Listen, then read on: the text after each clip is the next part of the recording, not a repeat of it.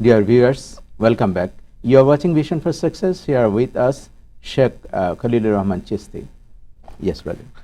So now, this relationship of Allah, relationship with Allah, can be strengthened only by one means. That is, we should know His attributes. Without attributes, we cannot get familiar with Allah. You see, we cannot see Allah like you see many things on television. We cannot see, we cannot talk to Him on the phone. So the only way to develop relationship is to know Him is through His sifat. He is Al-Malik, He is the King. Al-Malik, Al-Quddus, Al-Salam, Al-Mu'min, Al-Muhaymin, Al-Aziz, Al-Jabbar, Al-Mutakabbir, Wallahu Al-Khaliq, Al-Bari, Al-Musawwir. He is Ar-Rahman Ar-Rahim. He is Rabbul Alameen. He is Malik Yawmiddin. So these attributes of Allah are very important to have a relationship and to develop this relationship. If we know that He is Alimun Bizati Sudur, He knows even our intentions. So if we know this God, we will not do anything wrong even in privacy. We will see if we are two in the room and nobody is here in the room, we will say no. There is the third one who is watching us. لا يكون من نجوى ثلاثة إلا هو رابعهم. If three people are making a conspiracy and najwa and secret talk, they should not think there are only three. إلا هو رابعهم. Allah is the fourth present in that secret meeting. ولا خمسة إلا هو سادسهم. If five people are making a conspiracy, they are not five. The sixth one is Allah subhanahu wa ta'ala. So we should have the faith that وَهُوَ بِكُلِّ شَيْءٍ بَصِيرٍ. Basir means He's watching. He's watching each and every article. Everything He's watching, 24 hours. Allah, we have a God who does not sleep, who does not take a nap. لا تأخذه سنة ولا النوم. We have a God who does not get tired.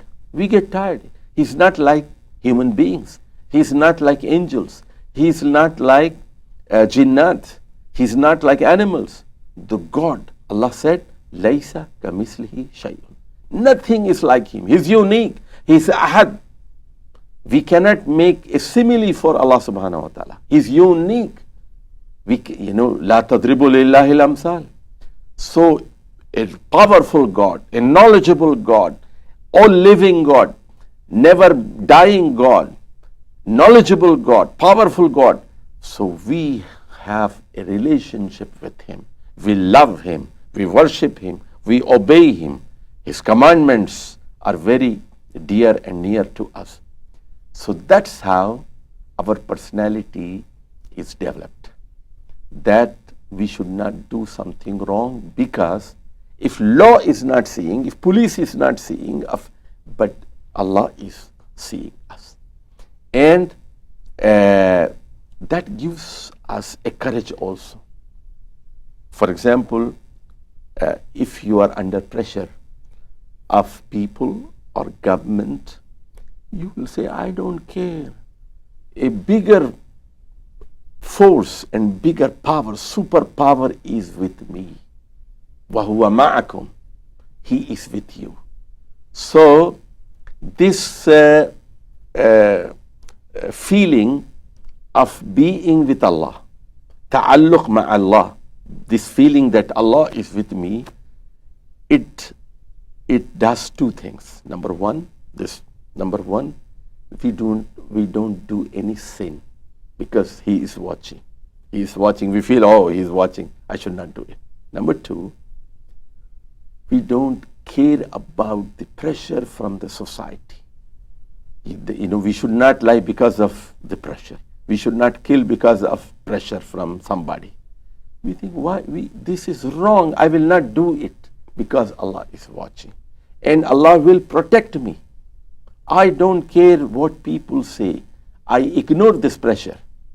So this gives you confidence. Allah is with me, and He's not like us. He's all powerful, all knowledgeable. He's going to help. Why we don't get this kind of confidence in our heart? Because we don't know the sifat. If we know the sifat, the 99 names of Allah mentioned in Quran and Sunnah, every name reflects an attribute of Allah. So we have to understand, these sifat, these names. It's not only memorizing these names. Some people, memorize all 99 names, but they don't understand the meaning.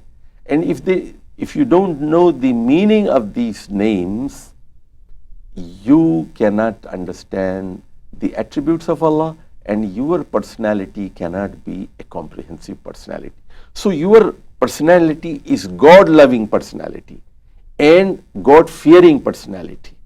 So Tawheed, believing in one God with all His attributes, all His sifat, is a major key in making a personality of a Muslim. Then the second phase of it, that ibadat, our worships, acts of worships, they are only for Allah. In salati wa nusuki wa mahyaya wa mamati lillahi rabbil alamin. Then we commit to Allah, whatever I do in 24 hours, it is for Allah.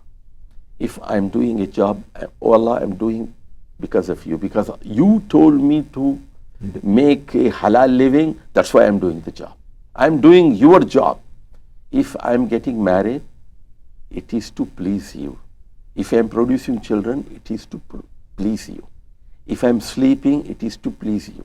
So all my life, even if I am eating and drinking, that is also to please you. Whatever halal things I am taking, that is for you. So I will not do anything against your will. Whatever that is pleases you, I will do. Whatever that is displeasing you, I will refrain from it. Then you become a servant of Allah. But this ibadah, what is this ibadah? What is this worship of Allah? Imam Razi rahimahullah said, everything that you do to please Allah is ibadah. And the same thing is said by Imam Ibn Taymiyyah rahimahullah. But Imam Razi says something extra. He says, As'abu aqsamil ibadah al-amru bil ma'ruf wa nahyu anil munkar. The most difficult part of worship is to stop people from doing wrong and to tell them that this is a good thing you must adopt. Amr bil ma'ruf and nahi anil munkar, this is the difficult part. So saying Allahu Akbar and praying 5 times, that is also ibadah. And similarly, making a job and making a halal earning to feed your wife and children, that is also ibadah. To be nice and kind with your parents, that is also ibadah. And to pay zakah, charity money, that is also ibadah. To make hajj is also ibadah. And in the whole month of Ramadan is also ibadah. But as Rasulullah sallallahu alaihi wasallam said, kullu ma'rufin sadaqah. Every good thing you do is a charity. You get a reward for it. Even when you smile looking at your brother, that is also sadaqah. We'll take a short break. We'll come back soon.